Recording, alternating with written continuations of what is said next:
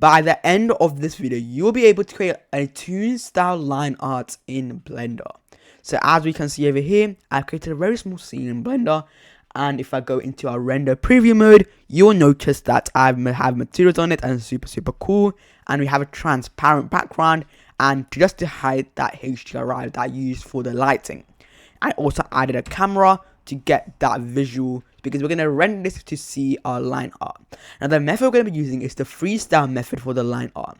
Now if we go over here to our render properties and quickly scroll down, you see a freestyle check mark over here. Let's quickly enable it. As we can see, nothing is going to happen because freestyle, when you render it, that's the only time you're going to see it, because freestyle is a post-processing effect. So let's quickly render this. We're going to press F12. As we can see, it has rendered, and if we go over here into our image editor, you'll be able to see our render right over here. This is our freestyle. Now what we're going to do, I'm going to disable and render it again so you can see before and after. This is what it looked before, and this is what it looks after. Okay, let me quickly move this part down. This is what it looks before, and this is what it looks after the freestyle effect. Now this is super cool. Now you can see, if you quickly put this down, you'll see there's only a few options to create the increase the line thickness. Let's quickly make it to a 4, and let's see what it looks like. This is what it looks like, a very thick line. So we're gonna keep it to default, and let's keep it like simple and 1. Now to get more options, you have to go over here to view layer properties, and let's click that. As we can see, you have a bunch of now options and settings you can mess around with. Now I'm going to only show you a few because there's millions of them, and you can mess around with them in your own time. First, we're going to look at the freestyle color. So let's quickly click that over here, and as you can see, you can change the base color of our line. So let's just change this. For example, we want it to be a white.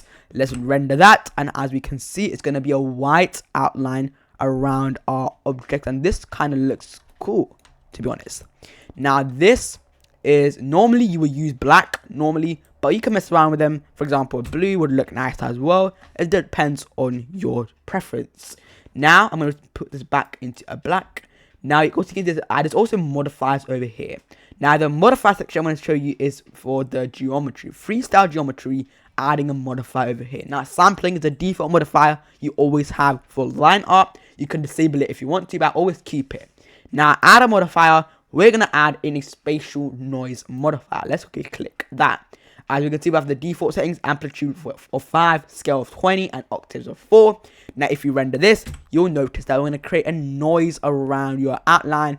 It's going to be wavy, as we can see, and it looks super cool. Now this is a it gives the illusion that it's hand drawn, the outline is hand drawn, and it can give the effect. So people would actually not realize that this is a freestyle outline. They'll think that they actually drawn it for the effects.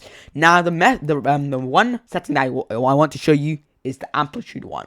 Now if you decrease the amplitude, you'll notice that our wavelength are going to become a bit more smaller. So now if you render this, you notice that our wavelength is going to become so much smaller, and it looks a bit more better as well. So it's not that heavy, the modifier, and it looked better as well. So I'm going to keep this modifier. I like the modifier. So amplitude 1, and you can mess around with the scale if you want to.